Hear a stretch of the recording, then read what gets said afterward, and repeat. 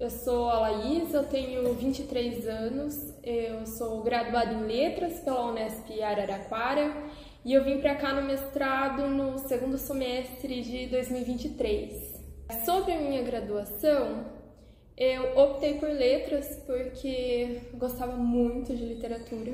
Eu também tive a oportunidade de fazer aquela iniciação científica júnior no ensino médio e eu fiz na área da literatura.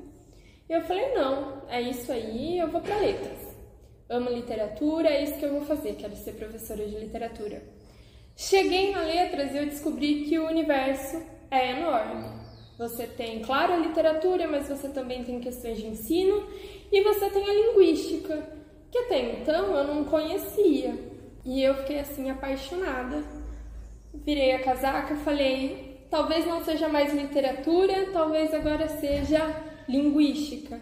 Aí eu fui descobrindo que a linguística também é um universo. A minha pesquisa ela chama Caracterização de Entidades Nomeadas em um Corpus de Tweets do Mercado Financeiro, Contribuição para o Processamento da Língua Portuguesa. É um título bem longo, com muitas palavrinhas assim diferentes, que quando... Aí é uma outra questão. Quando eu cheguei na área, eu não conhecia muito bem esse universo. Eu, assim, sabia por cima. Então, eu tive muito apoio do grupo de pesquisa e da minha orientadora para pensar nesse projeto. Então, vamos lá. Caracterização de entidades nomeadas. A gente pode partir do que são entidades nomeadas. Elas são itens do nosso texto, elas são palavras do nosso texto que geralmente são nomes próprios. Mas por que geralmente? Porque elas podem ser valores numéricos, uma URL, um endereço eletrônico, mas geralmente são nomes próprios. Entidades nomeadas fica até um pouco redundante, mas enfim, é uma definição um pouco frágil porque essas entidades elas vão depender muito do contexto em que elas aparecem no texto. E por que a gente estuda isso? Pensando no processamento, as entidades elas estão ali na superfície do nosso texto e aí quando a gente consegue identificar elas, a gente consegue caminhar para um primeiro passo para entender qual é o sentido desse texto. Então, quem eu estou falando? No caso, eu trabalho com tweets do mercado financeiro. Então, qual é o valor monetário que está sendo negociado? Quais são as empresas? Então, tudo isso eu consigo identificar a partir das entidades. É um trabalho pensando em etapas metodológicas, como outros trabalhos de classificação, porque é um trabalho de classificação. Eu vou identificar as entidades nomeadas, então, reconheci. Depois eu vou delimitar, e quando eu falo delimitar é mostrar mesmo, olha, começa aqui e termina aqui. E depois eu vou classificar elas em categorias que eu já defini antes. E para que isso? Pensa que é muito mais fácil depois eu recuperar e extrair informação que está organizada. Então essa é uma forma de organizar informações no meu texto e depois fazer operações com elas. E para isso a gente trabalha com o conjunto de dados, né, que a gente chama de corpus. Assim, a gente pode falar, é uma base de dados, é um dataset, mas quando a gente fala corpus, a gente sabe qual é o tipo de dado que eu estou trabalhando. Então, são dados de língua. E nesse caso, em que eu adiciono uma informação linguística sobre esses dados, então eu falo, nossa, isso é uma entidade nomeada, eu estou construindo um corpus anotado. É um corpus que tem alguma camada de informação linguística sobre ele. No caso, entidades nomeadas. O corpus que eu trabalho, ele chama Dante Stocks. Ele é um corpus do mercado financeiro, então ele tem um domínio específico e ele tem 4.048 tweets. É um corpus de tweets. A gente toma o tweet como a unidade de análise. Então, o tweet ele pode ter mais de uma sentença, mas a nossa unidade de análise é o tweet. Esse corpus ele é categorizado como um corpus de conteúdo gerado por usuário. Pensando nas motivações específicas, eu faço parte de um projeto maior, que é o Poetiza. faz parte de um outro projeto guarda-chuva, bem maior do que esse, que é o Centro de Inteligência Artificial da USP. E a grande motivação dos nossos projetos é construir ferramentas multigênero, então que consigam trabalhar com tweets, trabalhar com notícias, por exemplo. Então acho que essa é a grande motivação do porquê que a gente trabalha com esse tipo de dado que é tão difícil que nem um tweet, porque ele foge ali das convenções da norma padrão, assim.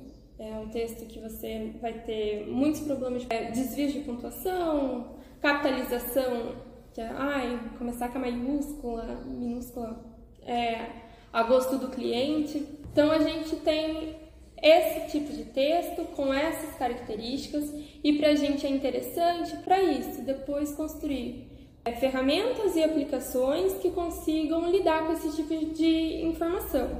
Outras pessoas trabalham com ele, isso é importante dizer. Esse corpus já teve anotação das classes de palavras, relações sintáticas, sentimentos também, então qual é o sentimento associado a cada tweet. Também tem a anotação dos papéis semânticos e eu com a anotação das entidades nomeadas.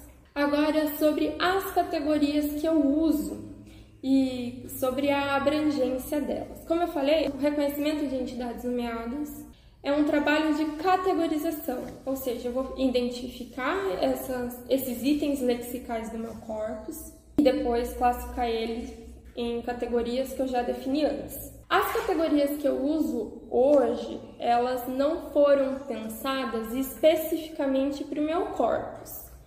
Eu herdo as categorias de um outro trabalho que é o segundo array, de onde eu retiro as minhas categorias. Ele é um trabalho de avaliação conjunta, e quando eu falo avaliação conjunta é quando várias equipes, vários grupos de pesquisa, eles se juntam para resolver um problema comum. E no caso, esse problema comum é o reconhecimento de entidades nomeadas. E essa avaliação conjunta, ela foi pensada para a língua portuguesa. Então, é algo consolidado na literatura, e quando eu faço uso dessas categorias, eu tenho trabalhos que eu posso comparar o meu. Na graduação, eu me aproximei da linguística, mas voltadas para a questão do ensino de línguas e tecnologias. Voltado para uma questão de sala de aula mesmo. Mas, conforme a graduação avançava, eu percebi que, gosto de língua, gosto de tecnologia. Trabalhei essas questões pensando em ensino da língua inglesa. Mas uma coisa que eu sempre gostei muito é que o meu trabalho se transforma em coisas concretas.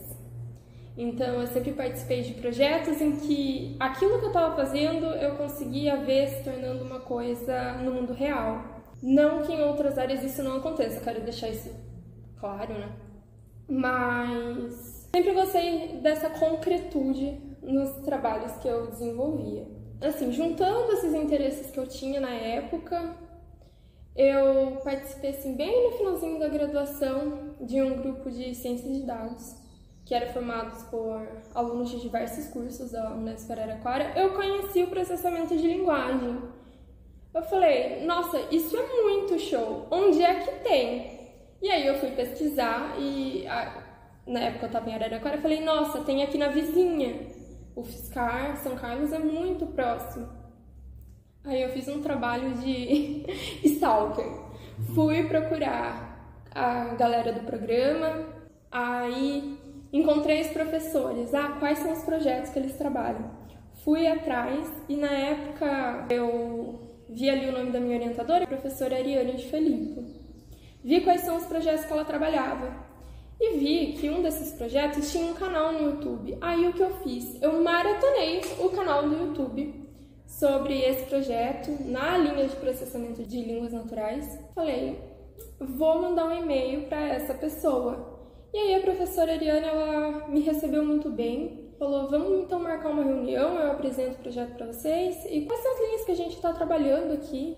E foi assim que eu conheci o PPGL, foi assim que eu vim para cá. Como eu comentei, quando eu vim para cá, eu me senti muito acolhida pelo programa. Eu não conhecia a linha de processamento, pesquisei, vim para cá, nossa, tem essa galera que trabalha. Cheguei aqui, conheci o grupo de pesquisa e a galera que trabalha com isso aqui em São Carlos, não só da UFSCar, como também da USP. Eu faço parte hoje do NILC, que é o Laboratório de Pesquisa em Linguística Computacional. Eu acho que é muito importante fazer parte de grupos assim, de pesquisa, porque a pesquisa muitas vezes ela é muito solitária. No final do dia você com seus dados, ou você escrevendo seu texto. Então ter a oportunidade desses momentos de troca com seus pares é muito importante. Pretendo continuar na linha de processamento de linguagem, eu acho que eu me encontrei. Tenho perspectiva de continuar nessa linha de pesquisa. Gostei muito da minha experiência de vir para cá no PPGL.